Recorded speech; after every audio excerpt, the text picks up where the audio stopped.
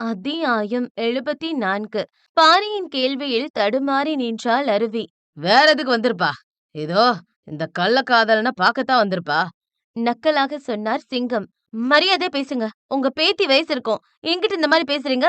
பெரிய மனுஷன்னு பாக்குறேன். இல்லைன்னா இங்க நடக்கிறதே வேற. உங்களுக்கு தெரியுமா அங்க என்ன நடந்ததுன்னு? அருவி சிறு கோபத்துடன் பேசினாள். ஏன் தெரியாம? இதோ இவன் உன் கள்ளக்காதலன். இவன் இங்க வர வச்சு தனியா அவன் கூட கூத்தடிக்கிற. இதுக்கு மேல என்ன தெரியும் எங்களுக்கு? அவர் இதழோரம் நெட்டி பார்த்து நக்கல் புன்னகையுடன் பேசினார். அவரை பேச விட்டு வேடிக்கை பாக்குறீங்களா? நான் அப்படிப்பட்டவல்ல நீங்க சொல்ல மாட்டீங்களா? கட்டியவன் பக்கம் திரும்பியது அவள் வார்த்தை.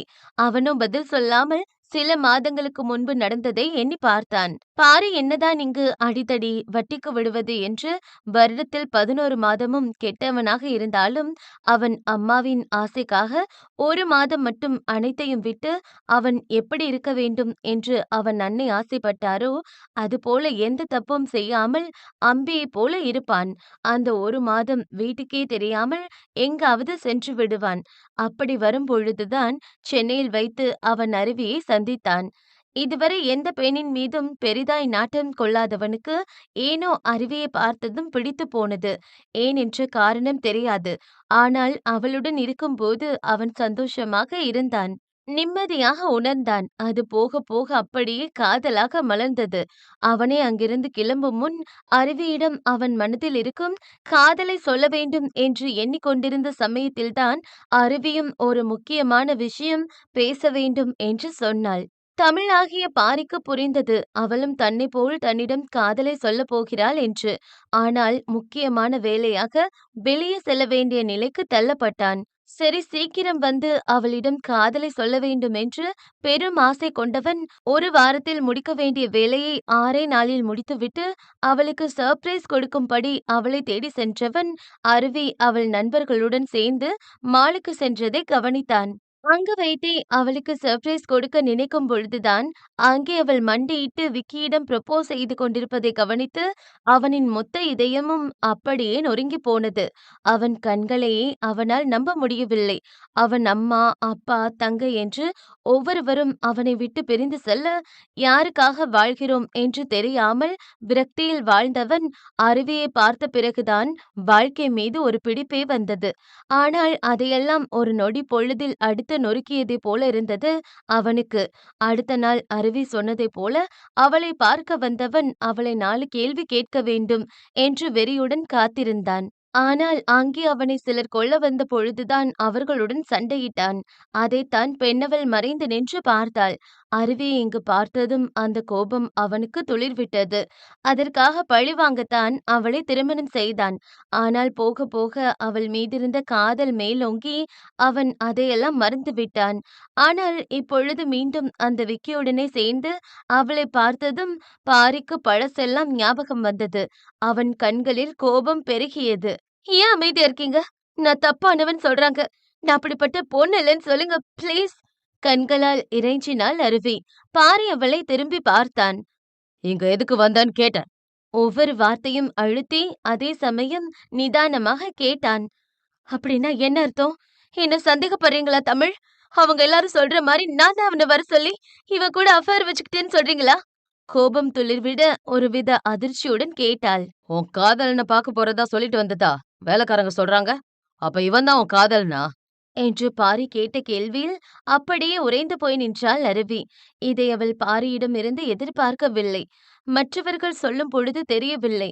ஆனால் கட்டியவன் தன்னை சந்தேகம் கொள்ளும் பொழுது அதை தாங்கிக் கொள்ள முடியவில்லை பெண் அவளால். நான் இவன் கூட தொடர்புல இருக்கேன்னு நினைக்கிறீங்களா? நான் நான் தப்பான பொண்ணுன்னு சொல்றீங்களா? அவள் கண்கள் இரண்டும் கலங்கி நிற்க திக்கி திணறி கேட்டாள் ஒவ்வொரு வார்த்தையையும். நீ அப்படிப்பட்டவதானே? என்ன லவ் பண்ற மாதிரி நெருங்கி பழகிட்டு இவன்கிட்ட ப்ரப்போஸ் பண்ணவதானே? மறுபடியும் அவனை கழட்டி விட்டு நேத்து என் கூட ஒன்னா இருந்த. உனக்கு கொஞ்சம் கூட கூச்சமா இல்லையா? மனசு உறுத்தலையா? என்று பாரியின் வார்த்தையில் அருவியின் கண்களிலிருந்து கண்ணீர் பெருக்கெடுத்து சென்றது.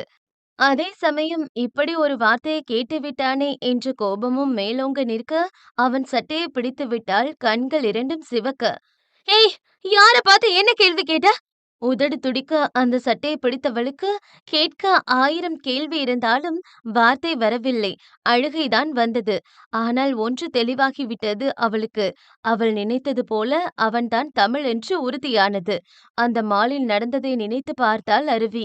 என்னதான் தமிழிடம் ப்ரொபோஸ் செய்வதற்கு அவளுக்கு தைரியம் இருந்தாலும் கொஞ்சம் பதட்டமும் இருந்தது. இத்தனை வருடத்தில் அவளுக்கு யார் மீதும் காதல் ஏற்பட்டது இல்லை.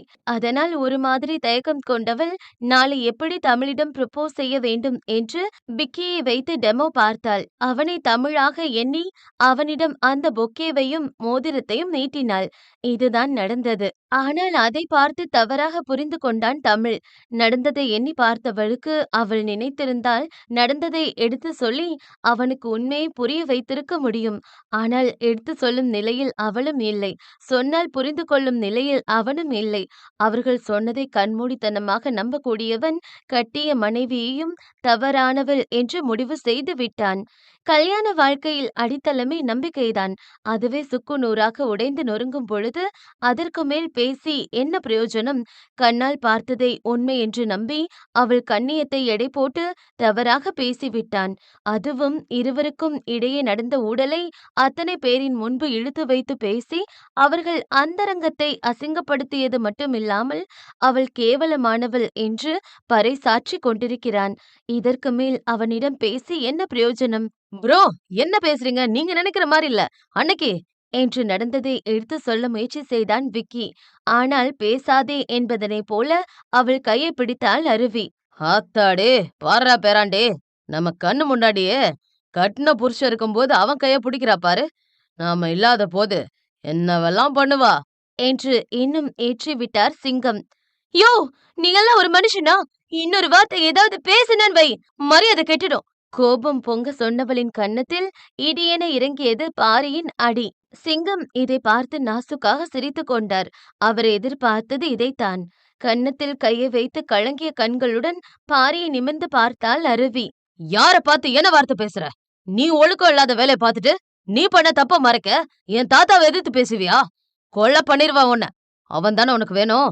அதனால தானே ரகசியமா வந்து அவனை சந்திக்க சொன்ன. இப்ப சொல்றேன், நீ எனக்கு தேவையில்ல. உன்ன மாதிரி ஒருத்தி கூட என்னால வாழ முடியாது.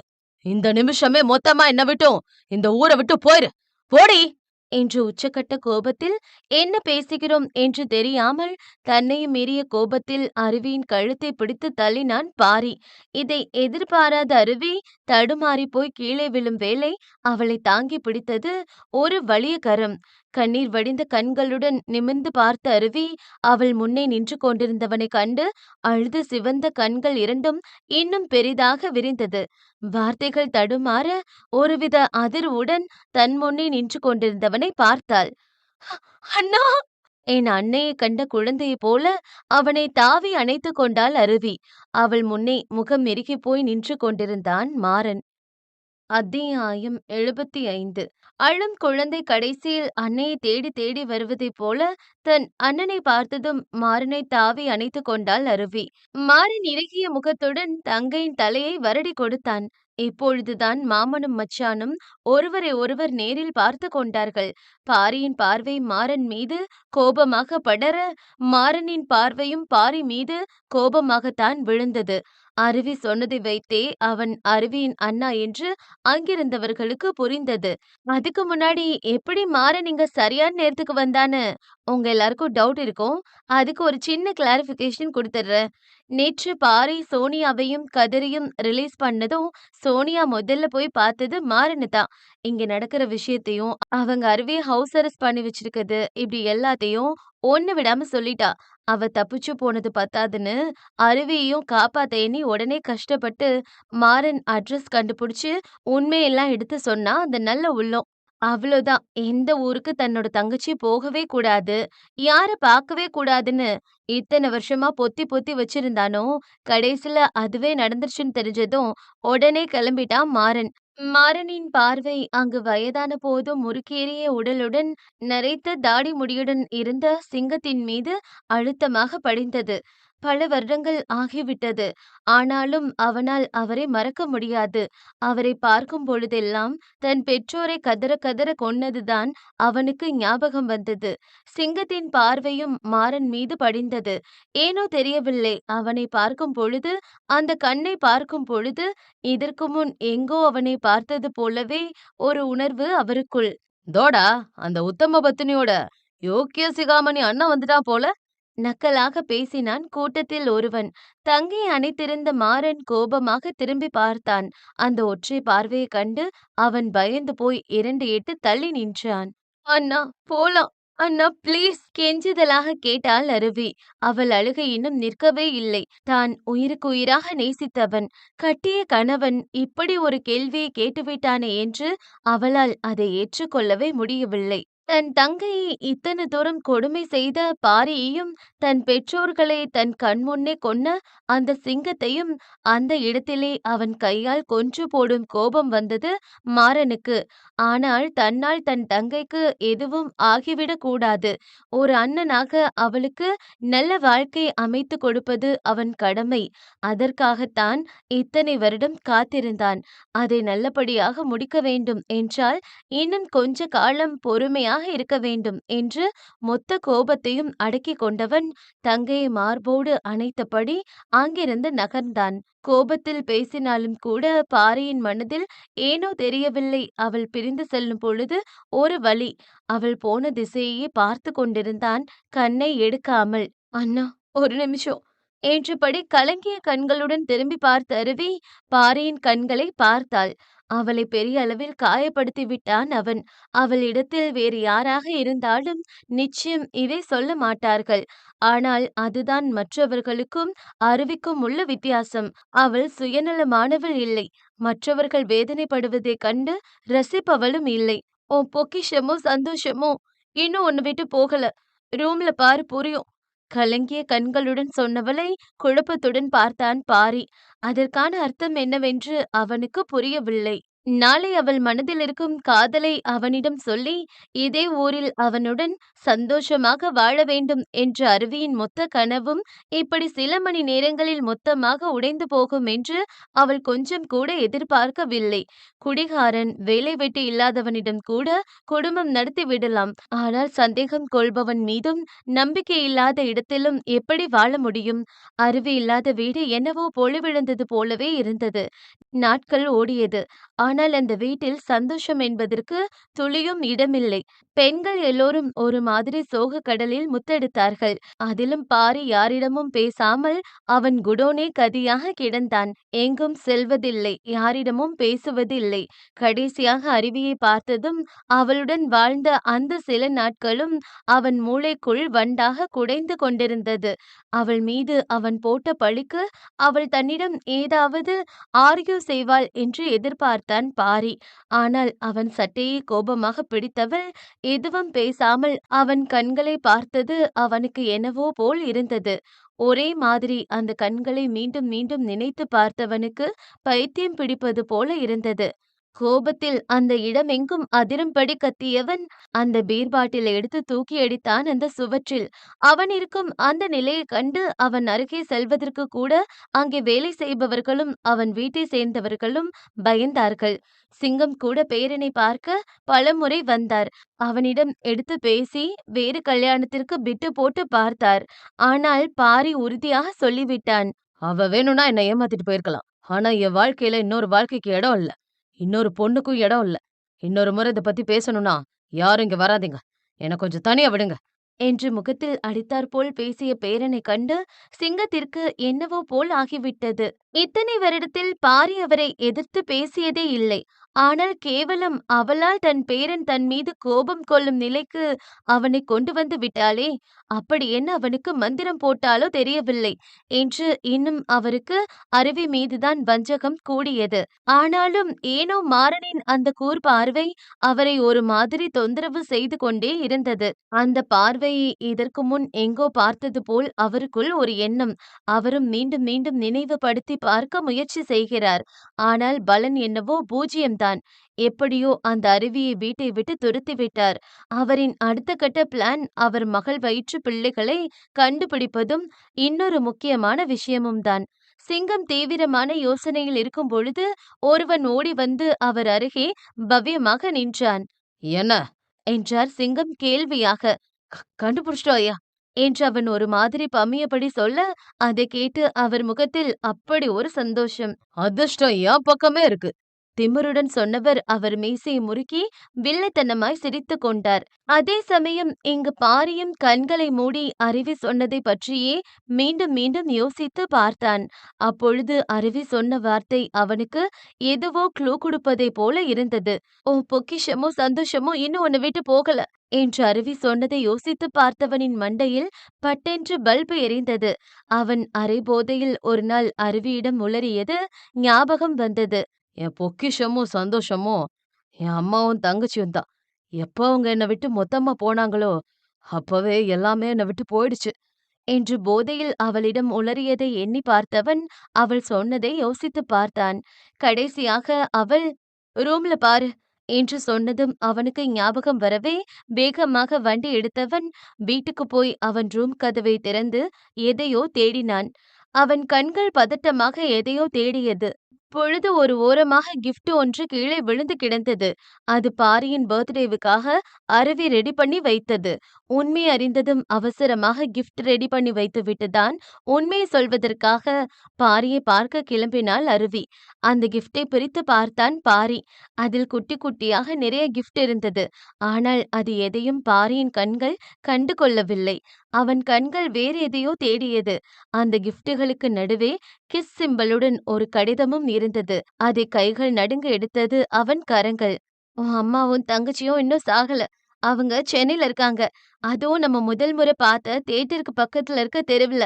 இதுதான் நான் உனக்கு கொடுக்கிற பெரிய கிஃப்ட் என்று அருவி எழுதி வைத்ததை படித்த பாரியின் கண்களிலிருந்து கண்ணீர் அருவியாக கொட்ட அந்த கடிதத்தை பிரித்து கண்ணோடு ஒத்திக்கொண்டான் கண்ணீரோடு.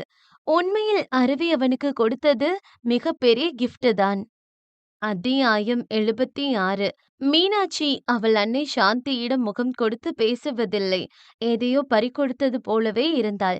பேச வாய்ப்பு கொடுத்தால்தானே அவரும் அவர் பக்கம் இருக்கும் நியாயத்தை சொல்ல முடியும். ஆனால் அவள்தான் அதற்கு சிறிதாய் கூட வாய்ப்பு கொடுக்கவே இல்லையே. சாந்தி மகளின் பாராமுகம் கண்டு துடித்து போனார். அண்ணி, கவலைப்படாதீங்க. அவ நிச்சயம் உங்கள புரிஞ்சுக்குவா. ஏதோ கோபத்துல இருக்கா என்று மீனுவின் அத்தை அவருக்கு ஆறுதல் சொன்னாலும் சாந்தியால் மகளிடம் பேசாமல் இருக்க முடியவில்லை. அவர் என்ன வேண்டுமென்றா செய்தார்? அவர் பிள்ளைகள் நலன் காக்கவே அப்படி செய்தார்.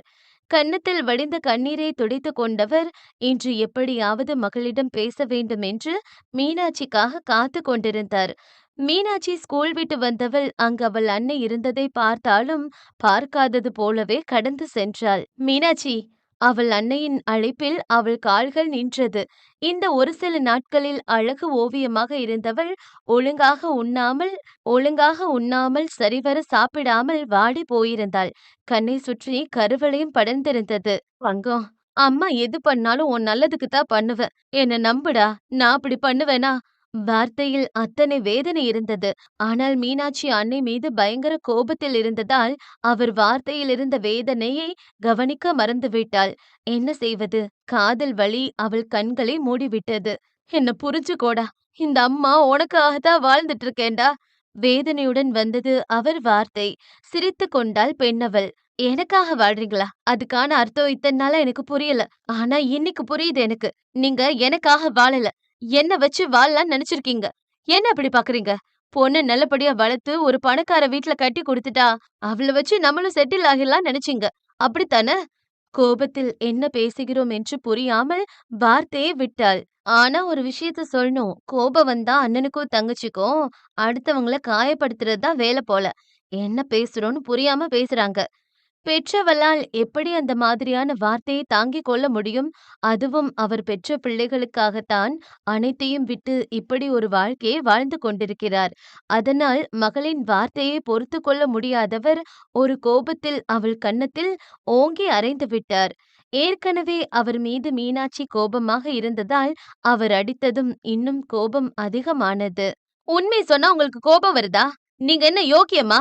புருஷன் இருக்காரா இல்லையான்னு தெரியல. ஆனா இன்னும் தாலியும் பொட்டும் மட்டும் போட்டிருக்கீங்க. எதுக்கு? எல்லாம் காரணம் இல்லாமலா? அந்த மாதிரி தான். என்னையும் எவனுக்காவது கூட்டி குடுத்து நீங்க சந்தோஷமா வாழலாம்னு நெனச்சிருப்பீங்க. எனக்கு இப்பதான் உங்களோட கேவலமான புத்தி புரியுது. அப்பா காணாம போயிட்டாருன்னு சொன்னீங்கல்ல? இப்ப தோணுது. அப்பாக்கு பதிலா நீங்க காணாம போயிருக்கலாம். ஏன்டா உங்களுக்கு பொண்ணா பொறந்தேன்னு வருத்தப்படுறேன். தயவு செஞ்சு என் கண்ணுல முழிக்காதீங்க. எங்காவது போயிடுங்க. உச்சக்கட்ட கோபத்தில் பித்து பிடித்தார் போல பேசியவள் அங்கிருந்து பொருளை எல்லாம் தூக்கி உடைத்துவிட்டு அவசரமாக கிளம்பி சென்றாள். அவள் பேசிய வார்த்தைகளை கேட்டு கண்களில் கண்ணீர் மல்க அப்படியே உடைந்து போய் அமர்ந்திருந்தவரை ஓடி வந்து தாங்கி பிடித்தார் அவள் அத்தை. அண்ணி, அவ கோவத்துல என்னமோ உளறிட்டு போறா. நீங்க இல்லன்னா அவ ஒரு நிமிஷம் கூட இருக்க மாட்டான்னு உங்களுக்கே தெரியும். நீங்க உடைஞ்சு போயிராதீங்க அண்ணி. அவர் கன்னத்தில் வடிந்த அழுகையை துடைத்தபடி வேதனையுடன் சொன்னார். சாந்தி இதழில் எட்டி பார்த்த விரக்தி புன்னகையுடன் கன்னத்தில் வடிந்த கண்ணீரை துடைத்துக் கொண்டார். எனக்கு ஒண்ணும் இல்ல. நீ போய் மீனாட்சிய பாரு. கோபம் வந்தா அவளுக்கு புத்தி வேலை செய்யாது. ஏதாவது பண்ணி வச்சிர போறா. அவள மட்டும் கொஞ்சம் பார்த்து கூட்டிட்டு வா என்றார் உதட்டை கடித்து அழுகையை கட்டுப்படுத்தியபடி. அண்ணி, அவர் கொஞ்சம் தயங்கினார்.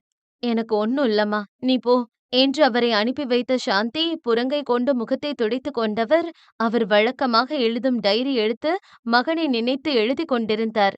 ஒவ்வொரு நாளும் அவர் பாரியை நினைத்து அன்று நடக்கும் அனைத்தையும் எழுதி வைப்பார். அதுவும் மகனிடம் பேசுவதைப் போலவே எழுதுவார்.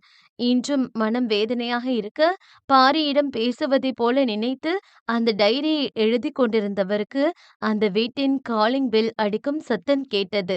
கண்ணீரை துடைத்துக் கொண்டவர் கீழே வந்து அவர் முந்தானை கொண்டு முகத்தை துடைத்தபடி அந்த வாசல் கதவை திறந்தவர் வாசலில் நின்ற சிங்கத்தைக் கண்டு அவர் கண்கள் இரண்டும் அதிர்ச்சியில் விரிந்தது. இனி யாரை தன் வாழ்வில் பார்த்துவிடவே கூடாதென்று நினைத்தாரோ அவரையே பார்ப்போம் என்று அவர் கொஞ்சம் கூட நினைக்கவில்லை. ஒரு மாதிரி அவரை பார்த்து அதிர்ச்சியில் நின்று கொண்டிருந்தார் சாந்தி. சிங்கம் மருமகளை பார்த்து வில்ல புன்னகை சிந்தினார். என் வீட்டு மூத்த மருமகளே, எத்தனை வருஷம் ஆச்சு உன்னை பார்த்து? மாமனார வீட்டுக்குள்ள வான்னு கூட சொல்ல மாட்டியா? சரி, நானே வரேன் என்று சாந்தி பதில் சொல் முன் அவர் அந்த வீட்டுக்குள் வர அவருக்கு பின் 4 பேர் அவருடன் உள்ளே வந்ததுடன் அந்த வீட்டையும் பூட்டினார்கள். என்ன மருமகளே, அப்படி பாக்குற? எத்தனை வருஷம் எனக்கு ஆட்டம் காட்டிட்ட பாத்தியா? உன் பாடி கிடைக்காத போதே நீ சாகலன்னு எனக்கு தெரியும். இத்தனை வருஷமா ஆள் வச்சு உன்னைத்தான் தேடிட்டு இருந்த. ஒரு வழியா பசங்க புடிச்சிட்டாங்க. ஆமா, எங்க என் பேத்தி? வெளிய போயிட்டாளா? ஒன்னும் பிரச்சனை இல்ல. அதுவும் வசதியா போச்சு. என்று அவர் இதழ் ஒரு மாதிரி விரிய சாந்தி அங்கிருந்து அவசரமாக மாடிக்கு ஓட நினைத்தார். ஆனால் சிங்கத்தின் ஆட்கள் அவரை விடாமல் பிடித்து கொண்டார்கள். இந்த சிங்கத்தை ஒருத்தங்க எதிர்த்து நின்னா, அது அந்த கடவுளாவே இருந்தாலும் விடமாட்டேன். எங்க போய் ஒளிஞ்சாலும் விடமாட்டேன். உன்னை ஓட விடவா அவ்வளோ கஷ்டப்பட்டு கண்டுபிடிச்சேன். இந்த சிங்கத்துக்கு ஒருத்தங்கள பிடிக்கலனா அவங்கள கொன்னு குவிச்சிருவான். நீயும் இப்ப சாக போற. உன் பொண்ணு திரும்பி வந்து பார்க்கும்போது உன் பொணந்தான் இருக்கும். ரொம்ப கஷ்டப்பட்டு என் பையன் வேலன என்ன மாதிரி ஆக்குன. ஆனா எப்ப நீங்க செத்து போனீங்கன்னு தகவல் கிடைச்சதோ அந்த நிமிஷம் என் பையன் மலையில இருந்து குதிச்சு செத்து போயிட்டான். அவர் சொன்னதை கேட்டு சாந்தியின் மனம் பதறியது. அவர் கெட்டது செய்தாலும் அவர் கெட்டவர் இல்லை. அது மட்டுமில்லாமல் பொண்டாட்டி மீதும் பிள்ளைகள் மீதும் பாசம் கொண்டவர். அவர் இறந்து விட்டார் என்று சொன்னதை ஏற்றுக்கொள்ள முடியவில்லை அவரால். ஆனா எல்லார்கிட்டயும் என் பையன் சன்னியாசம் போயிட்டான்னு சொல்லி வச்சிருக்கேன். ஏன் தெரியுமா? யாருக்கும் பயப்படாத இந்த சிங்கம் பையன் தற்கொலை பண்ணி செத்துட்டான்னு தெரிஞ்சா அது எனக்கு அசிங்கம். அதனால எல்லார்கிட்டயும் இருந்து மறைச்சு வச்சிருக்கேன். ஆனா என் பேரன என்ன மாதிரியே வளர்த்து வச்சிருக்கேன். என்று பெருமிதமாக சொல்லி மீசையை முறுக்கிக் கொண்டார் சிங்கம். சாந்தி கண்ணீர் மல்க அவரை பார்த்து கேவலமாக முகத்தை சுளித்தவர் சிங்க முகத்தில் காரி துப்பினார். நான் என்னைக்கும் சாவ நினைச்சு பயந்ததில்லடா. என் பசங்களுக்கு உன்னால எதுவும் ஆகிடக்கூடாதுன்னு தான் ஒதுங்கி இருந்த. இப்ப நான் செத்தாலும் கவலை இல்ல. பெத்த பிள்ளையவே முதுகுல குத்தி கொண்ட உனக்கு எங்களை கொல்ல எவ்வளவு நேரம் ஆக போகுது? இதழ் வளைத்து சொன்னார் சாந்தி. சிங்கத்தின் முகம் மாறியது. ஏய், இது எப்படி உனக்கு தெரியும்? அப்ப நீ அந்த பசங்கள பாத்திருக்க. அந்த ஓடுகாலி பசங்க யாருன்னு உனக்கு தெரியுமா? வெறியுடன் கேட்டவர் அவர் கழுத்தை நெரித்தார். சாந்தி சிரித்தார். சொல்லுடி, தெரியுமா? என்று இன்னும் அவர் கழுத்தை நெரித்தார். "ஹ, தெரியும். அவன் உன்ன மாதிரி இல்ல. என் தேவி அவன ராஜா மாதிரி பெத்து வளர்த்து வச்சிருக்கா. நீ பேர்ல சிங்கமா இருக்கலாம். ஆனா அவன் நிஜமாவே சிங்கம். இப்ப சொல்றேன் கேளு. அவன் முன்னாடி நீ போகாத. அப்புறம் நீ உயிரோட இருக்க மாட்ட. கர்வத்துடன் சொன்னவரை பார்த்து சிங்கத்தின் முகத்தில் வெறி வந்தது. சாகப் போறோம்னு தெரிஞ்சாலும் உன் திமிரு குறையவே இல்லடி. டேய், என்னடா பாக்குறீங்க? தூக்குல போட்டு விடுங்க. துடிச்சு சாகட்டும். இவ சாகுறத பார்த்துட்டு தான் நான் இங்கிருந்து போணும். என்று அங்கிருந்த இருக்கையை எடுத்து போட்டு அமர்ந்தவரின் முகத்தில் அப்படி ஒரு வில்லத்தனம். டேய், இப்பவும் சொல்றேன். என் புள்ளையும் என் மருமக பிள்ளையும் உன்னை சும்மா விட மாட்டாங்க. உன்னை கொல்லுவாங்கடா என்று கடைசி வார்த்தை சொன்னவர் முகத்தில் சாவை பார்த்து துளியும் பயம் இல்லை. சிங்கத்தை பார்த்தபடியே கடைசியாக ஒரு நக்கல் சிரிப்பு சிரித்தார். அப்படியே சாந்தியின் கழுத்தில் கயிறை போட்டு தூக்கி ஏற்றினார்கள் உடனிருந்த நால்வரும். சிங்கத்தை பார்த்தபடியே உயிர் நீத்தார் சாந்தி. அதே நேரம் அந்த தெருவில் தன் அன்னையை தேடி சுற்றி கொண்டிருந்தான் பாரிவேந்தன்.